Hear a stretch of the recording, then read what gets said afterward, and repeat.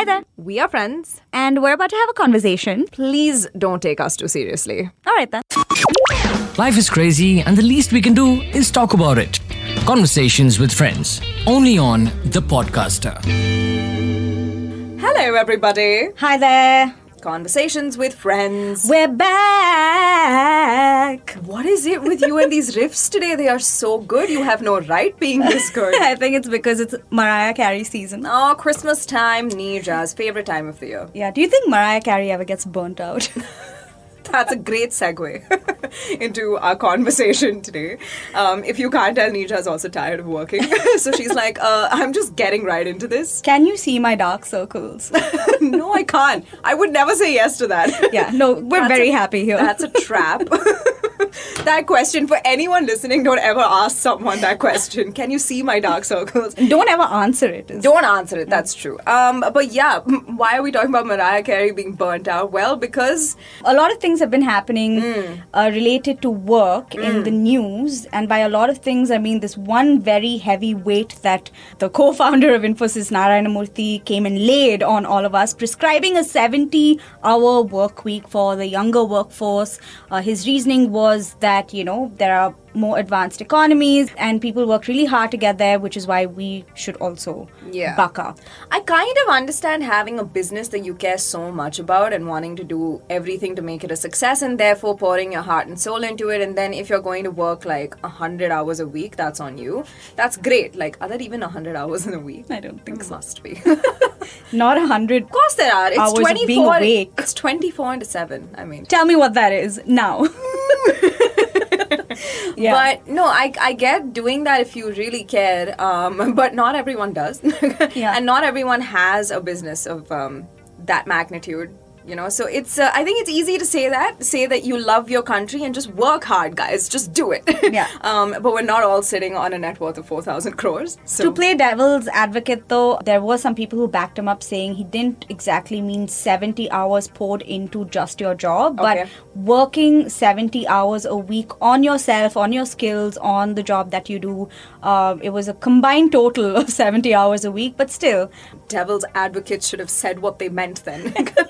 If what he meant was do this, then he should have said do it. Exactly. And also, when will I watch trash on Netflix if I'm constantly working on myself? That could qualify as working on yourself. It's literally the opposite of working on yourself. Why? You learn so much. Of what not to do, yes. But also to set the stage, Neeja and I have been talking about the nature of work. I think as people who are still at the considerable start of their careers, we have been talking about work. You're just happy because you're at the start of your career. This is the first time you've made me feel like I'm almost your age. Because usually it's like, oh wait, you're from a different generation. Am I? Sis, you are though.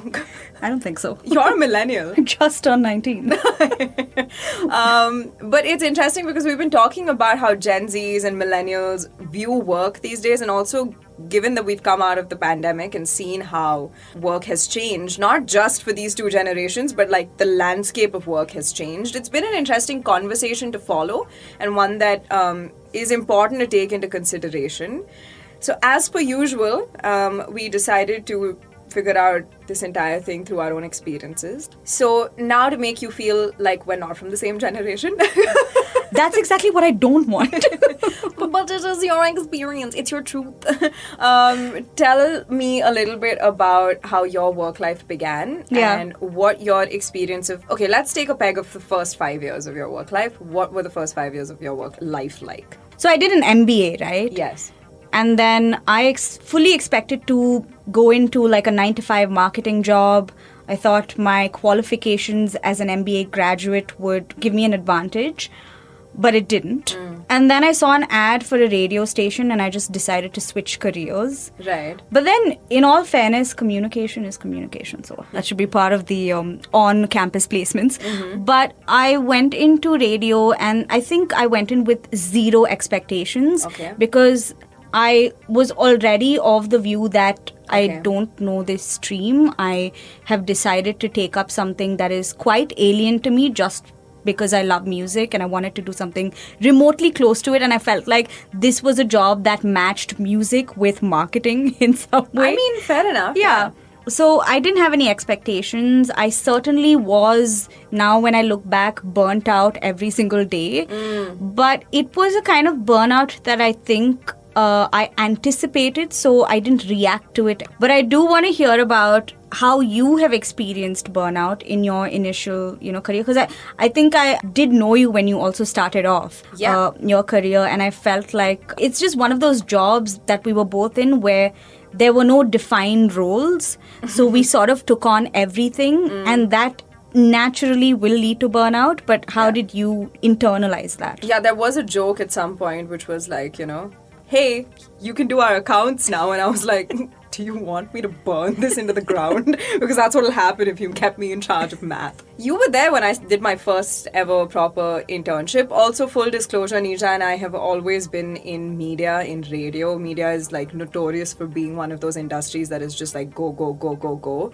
Especially today, given just the barrage of like content and the value given to the quantity of content one puts out. That being said, I started working 4 years ago. I love how I said the peg is 5 years and I haven't even finished my 5, but I'm close enough. Wow. I'm close enough. So I started right before the pandemic. So I got like one full good year, and I've always enjoyed work. It's not something that I shy away from. Like after I graduated college, I didn't do my master's. I went straight into work and I went into it a month after I graduated. You saved a lot of time. I saved a lot of time, okay. But yeah, I just went into it a month after I graduated because I've always loved work. Like I enjoy giving my time to something that engages me and makes me feel like I'm doing something useful. Yeah.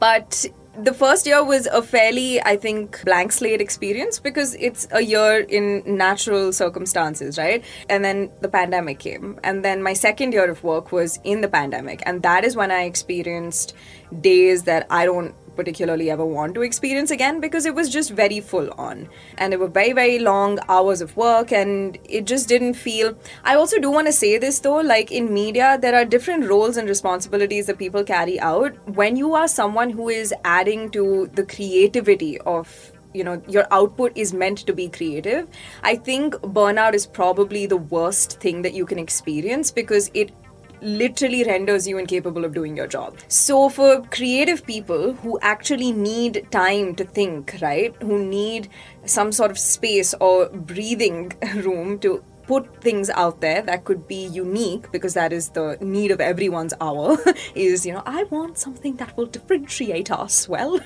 I need some time to think about what that's going to be. But when you're burnt out, you just cannot do that. That's why there's a lot of value, people say, in doing manual labor, physical labor, because that frees up your mind and literally gives you the ability to do creative work. I know. I mean, that's why everyone wants to, own a piece of land and grow things on it. Yeah. Because it does. It's a different way of life that allows you, I think, to be a lot more in touch. Also, just step out of your bubble a little bit, when the bubble is the internet right now, because it's constantly the same kind of content that you're seeing all around.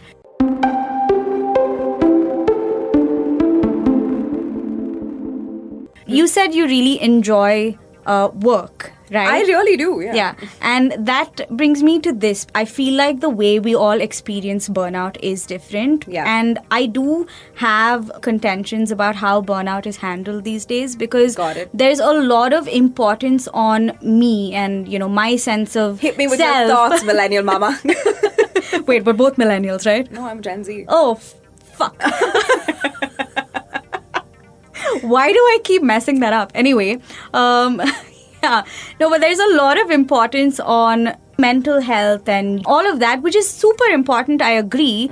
But it is almost disproportionate to finding something meaningful to do with your life. Yeah. And I'm not saying you have to have like a huge purpose where you're, doing cause-driven work and you're helping everybody in the world, but just work that gives you some sense of purpose and where you feel like you're doing something useful with your life. I think that is, for me, I wouldn't say that's more important than, feeling okay at the end of the day. Yeah. But are we too entitled to that sense of me, myself, and I, that we're forgetting about how work can be hard, and that's okay? Yeah, work can be hard, and also I think It's interesting. It feels a bit like a vicious cycle where, one, there isn't a lot of work to be done these days. Jobs that exist for young people are not that many and not that sustainable. Like, there could be a role, but we saw this during the pandemic. Like, millions of people lost their jobs because they were doing things that were not, I mean, either companies did not have the money to continue paying them, or, you know, that's why upskilling, reskilling became such a result of the pandemic, because everyone was like, one person has to be able to do a couple of things.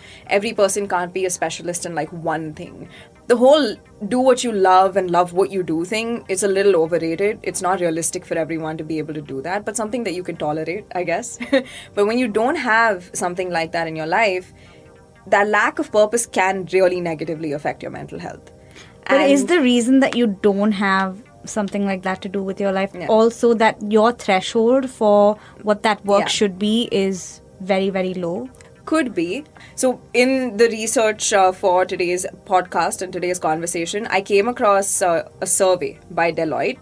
And this survey was done primarily to understand Gen Z and millennials' relationship to work these days, okay? And it surveyed more than 22,000 Gen Zs and millennials across 44 countries, right?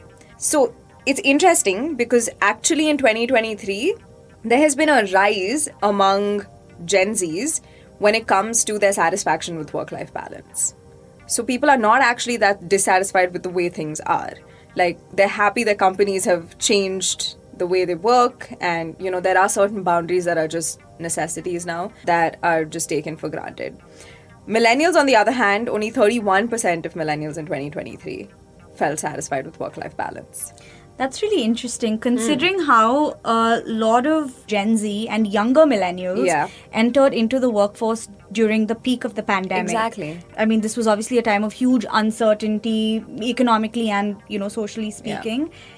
And the pressure to do something with your life and become successful was so high. And also was a time when you couldn't actively do that, because how were you going to you know, seek out these jobs? So that's actually surprising to hear that that workforce is happier than the older millennials. Is that it? Yeah. Not the older millennials, the millennials. But there are the younger millennials. There are the younger millennials, that's true. The other really interesting thing that, you know, this survey covered was the top concern, okay, in the world. Look at society today and look at all of the things we're going through. This is coming out of a pandemic, work landscape shifting, the world going to shit, essentially. Think about everything we're going through and then try to answer what you think both Gen Z and millennials from this survey came out with their top most concern. I want to say money, but I feel like that's not it. Okay. Is it owning property? No, that's so niche. That's also, all of us on a societal level, like humankind is extremely ambitious if our only concern is, I just want some land. No, but actually, considering everything we've spoken about, I think the answer is being happy. Yeah. You know what? No. What? Money is correct. Really? Because everybody's topmost concern, at least in 2023, according to this survey, is cost of living. Because it is so high in so many places. We have been through a lot, you know, economically. And we work, a lot of us, for money. Right? And when you work and you work and you work, you hope to be able to live some kind of life of decency, which is what rubbed me the wrong way about the statement, right? The 70-hour statement, which was just, you know, we need young people to say that they love the country and give 70 hours of their weeks to work. My question is, for what? You're not making it easy to live here.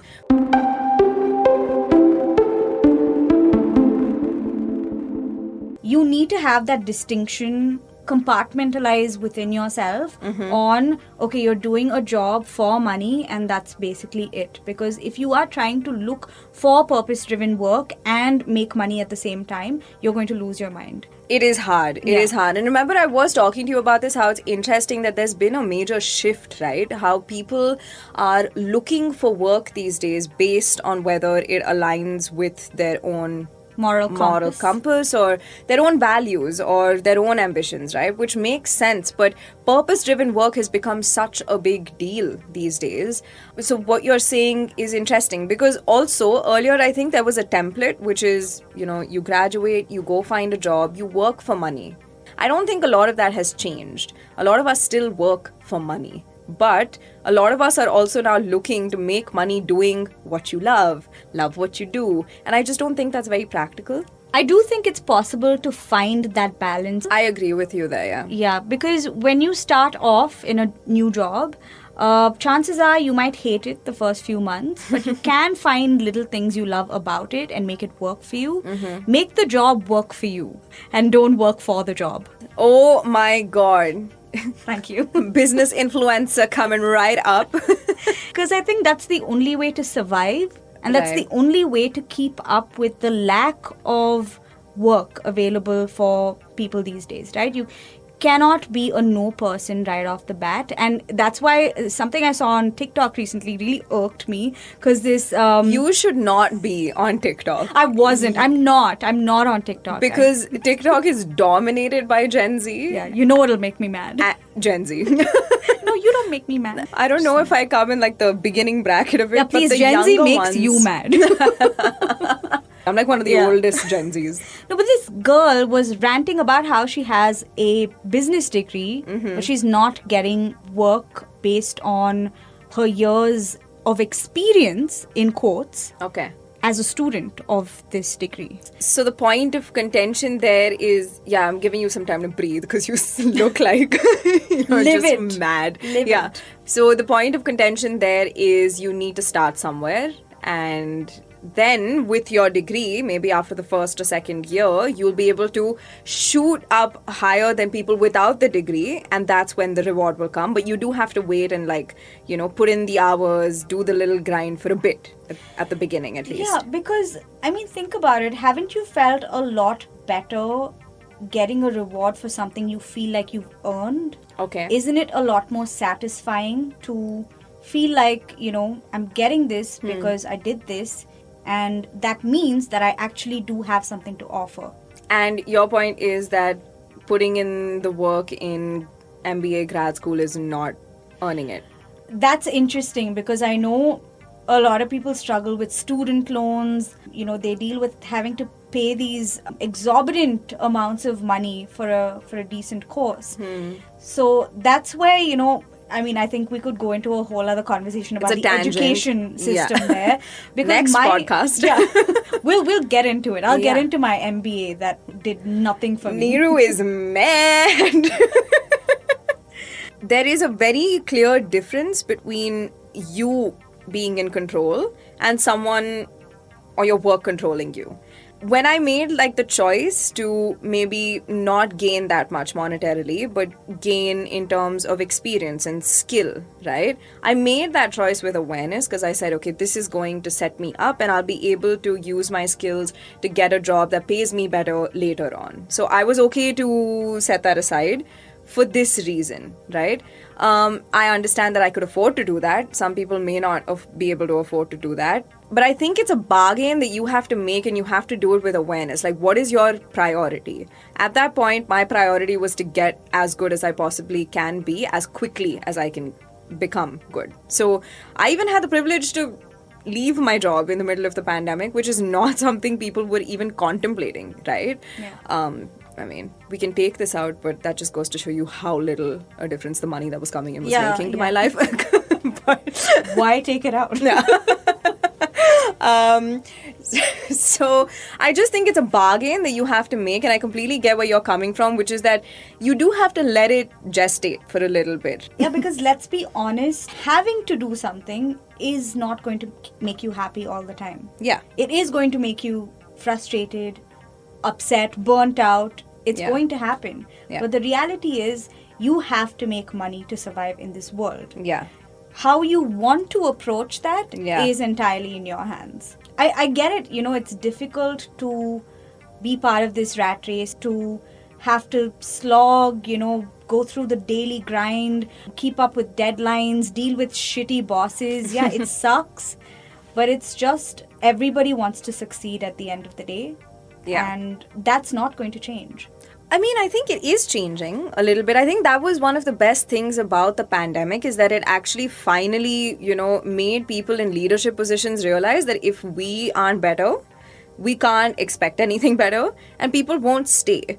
We saw, like, even though the pandemic was such a stressful situation and put so much financial strain on people were willingly quitting their jobs, right? And if it's like in a situation that bad, if people are still going to make a choice that extreme, something has to change. And luckily it has, Agreed. I think The thing that's changed is the way people now approach employment and the workforce and keeping your employees happy. But the ultimate goal is, if you want to succeed, if you want to succeed, you're going to have to pull up your socks and start being better employers or being mindful of how burnt out your employees are getting. That's why mental wellness and psychological safety has become such a big topic of conversation and such a big thing for companies to take into consideration, because without it, you're going to lose your workforce. I was also, remember I brought up this interesting statistic like the last time we were talking about this podcast, which was that a lot of people, like 49% of Gen Zs, again from this survey, don't even consider work